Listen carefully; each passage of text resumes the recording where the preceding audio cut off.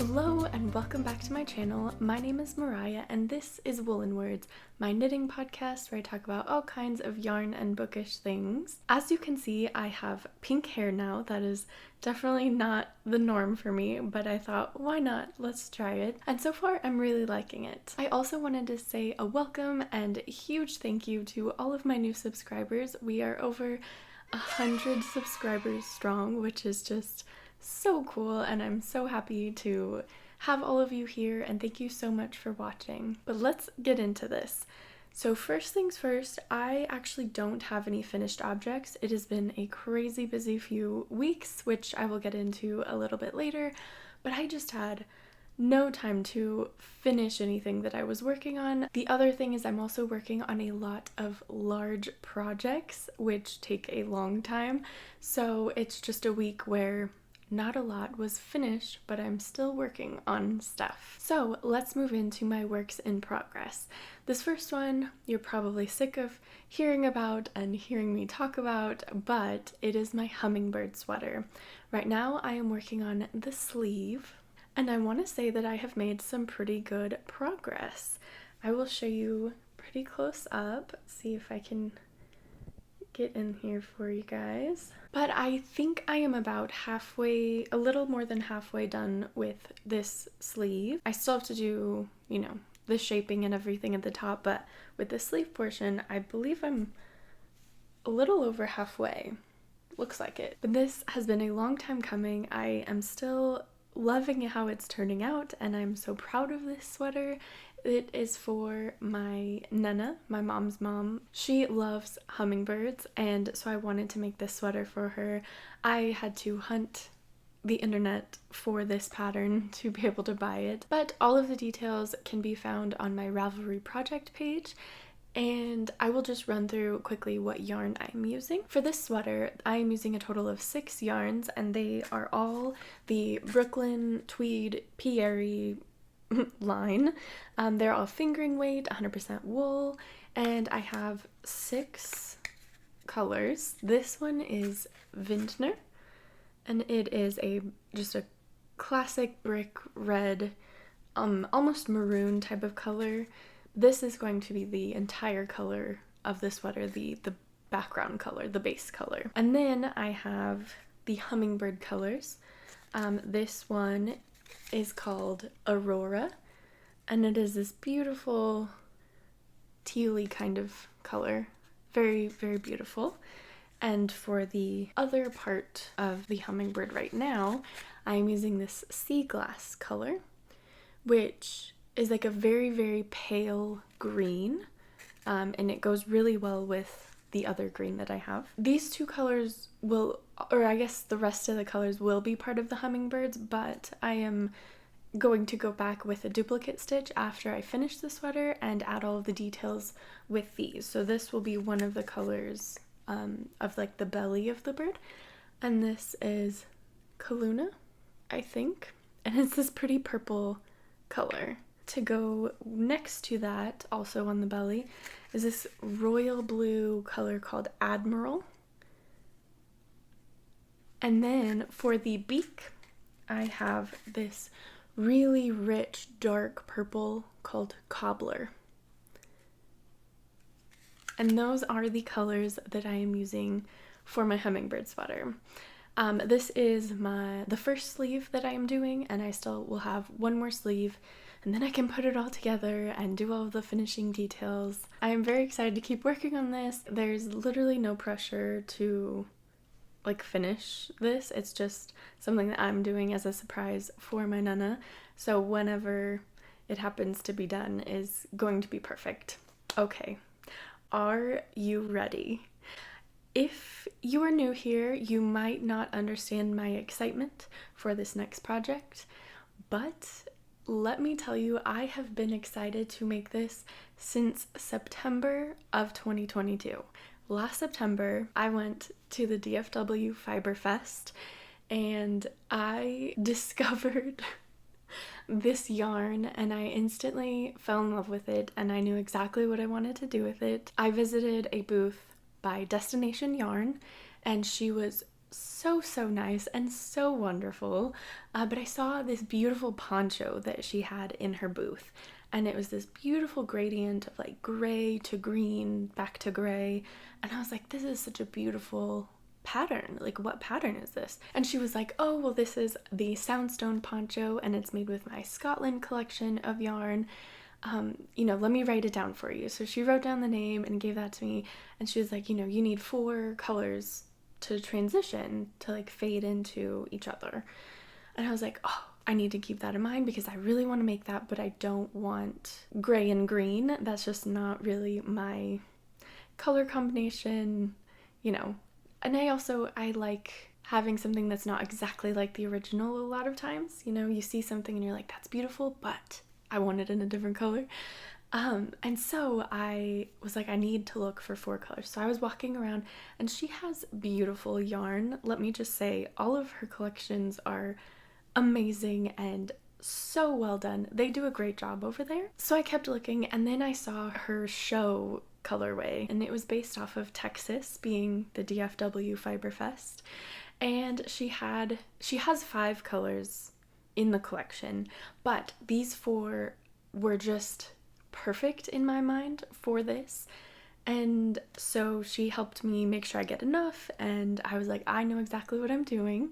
I am going to do a Texas landscape poncho. And so I have been so excited to start this since September, and it is, March, just about to be April. So it has been a long time coming, but I have finally started the Soundstone poncho. I know.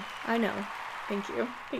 I'm so excited, and I cannot wait to keep going. Right now, it is just so fun to work on. I think it's just nice to have something new to work on, and something I'm excited about. And let me tell you, this yarn is beautiful to work with. I guess I should show you, shouldn't I? These are the colors that I got. This one is the Stars at Night. It is very Van Gogh-esque. And then this color is actually the color that I'm starting with, according to the pattern. And this is Denim. It's such a beautiful sky blue color. I hope these are showing up okay. And then I have Wide Open Spaces. It is such a pretty color combination of like prairie grass and wildflowers, and there are soft colors. It's just so beautiful. And then we finish off with Longhorn, and it is just so fun. There's fun speckles in it, and it's this beautiful brown color. I just love it, tan brown. And if you notice, they do fade into each other like this.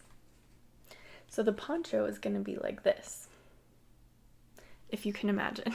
And let me show you what I have so far. So again, I'm starting with the cabling. That is the first part of making this poncho, sort of the foundation. And it is a very simple way to make a cable, I guess. I've never made a cable. I don't know any other way to make a cable.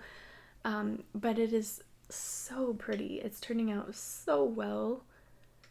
And if you kind of stretch it out for you and see, but it is just so fun. And of course it'll sit like this going across the poncho. I think next I work on the neck and shoulders, and then I'll go back down and finish the body. But yeah, I didn't know what to expect because I've never done cables, but this has been so fun, and it's way easier than I could have ever imagined.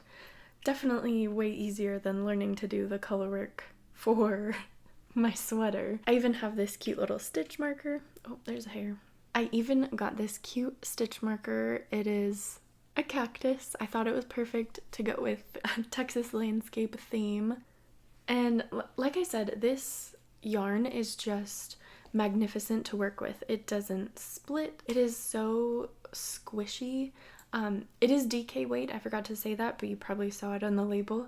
It's superwash wool, and because it is DK and I've been working with fingering weight for the past like year almost, except for some small projects, this is going like so fast for me. I've done this in pretty much like a day, and I'm just ecstatic to finally start this dang thing, you know? I've been waiting to start it for so long, and I finally did, and I'm just so excited about it. I have a crazy long cord. I think I bought a 60-inch, and that is just so I can fit the entire poncho on the needles, and I don't have interchangeable needles, so this will be great. It's a little unnecessary right now, but these are my only 3.75 millimeter needles, and that is what I'm using. That's what the pattern calls for, and I hit gauge when I gauge swatched, so I just went for it. So happy to finally be working on this. And right now, that is all I've actively been working on.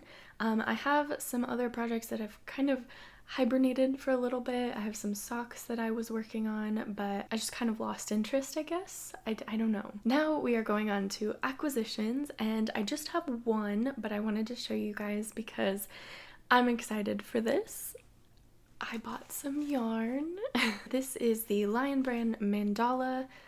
It is a lightweight 3 yarn. It is 100% acrylic, and it's in the color Warlock. I love these earth tones, jewel tones. I think it was a really pretty transition of colors.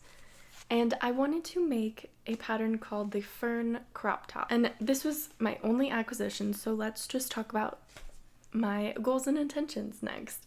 And the Fern Crop Top is definitely a pattern that I want to make. It is a super cute, super quick and easy crochet project. I believe I got the pattern on Etsy. I will insert a link for you guys, of course. I did get the pattern, so I have that, and I was looking over it. I thought it was really, really cute, and I wanted to make it for the upcoming summer months. I actually have a lot of crop tops that look like that same shape, so I figured I would give a go at making my own and see how I like that. I also have some other projects that I want to get around to making, but I haven't fleshed out the details or bought anything for them yet. That is going to be the Road Tripper tee. There's a mountain something tee. I feel bad I don't remember the name. I should have written it down. And of course, the forever famous ranunculus. And so eventually I will do that. And now we are going on to the life section of the podcast, which is kind of where everything has happened recently. This is a full category of today's podcast, is the life section. First off, pink hair. That was a huge thing. I've already washed it a few times, but it's held up really well. I'm surprised considering it's been a few weeks now. And I'll insert a picture of what it looked like when it just got done and it was in the sunlight and it was so vibrant. It's so fun. I wanted to show you guys my shirt. I bought this last year. Let me see. It is some merch from Roots and Refuge Farm. They have a wonderful channel here on YouTube, and they have a homestead. I love, love, love Jess and her family, and her videos are just so peaceful and beautiful. She definitely inspired me to start gardening. I fell in love with gardening in 2020. That was my quarantine hobby. The reason I originally mentioned this, or wanted to mention it, is because I just started my garden for the year. If you know anything about gardening, we live in zone 8A, I believe, 7B, 8A. We're like right on the cusp there, and we've actually had back and forth a little bit of like rainy weather, but I think that rain is one of the best things that can happen for your garden. And so I've been really excited that we started it this past weekend. We went and got all of our starts and put them on our patio. But we are gonna grow tomatoes, okra, sage, rosemary, basil. We got purple basil this year, which is just so fun and exciting because it just looks so beautiful. And then I also have mint that I saved from last year. I brought it inside for the winter, and then we put it back outside now, and it is exploding. And we also got lemon thyme. It has such a strong lemon scent, and I'm really excited to try it out. So I just had to share that with you. I am so excited for my garden. And I wanted to share with you guys that my parents recently moved here.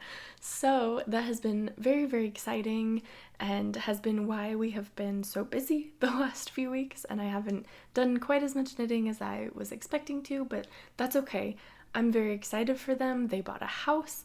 We went back and got all of their stuff and drove the U-Hauls all the way back here. It was a very long drive and it was exhausting, but it was so fun to spend the time with my parents and see everybody back from my hometown. It was definitely exhausting. Moving is such a hassle, but they made it. They're here, all their stuff is here, and I am very happy and thankful that they get to live close to us again. They are like 30 minutes from us. We have already done so much with them.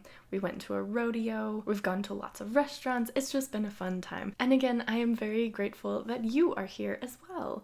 It is so exciting to see so many new subscribers here on the channel, and all of you seem to really enjoy my organizing video. I'm so happy that you loved that because I had such a fun time making it. So thank you for all the engagement on that, and welcome all of you new subscribers. I hope you are happy to be here. Thank you so much for being here. I hope we can all help each other on our knitting and crochet yarn journeys, and I am very grateful that you would watch my videos and subscribe. And I forgot to mention, but as far as books that I am reading, I did not do any reading at all the past few weeks since my last podcast, so I am still currently reading the same books that I was in the last podcast, which I believe are the Atlas Paradox, The Sun and Its Shade. My husband and I are reading the 12th book in a series of unfortunate events. It is the Penultimate Peril. I am very excited to be reading all of those. I just did not do any reading, so I didn't really want to make a big deal about it, but in case you're wondering, I normally talk about the books that I'm reading or will be reading. Well, thank you so much for joining me today. I hope you guys liked it. If you did, definitely give this a like, leave a comment down below on what you're working on. I would love to know, and subscribe if you want more knitting and bookish content. I really appreciate you guys being here. Thank you so much, and I will see you guys next time. Bye!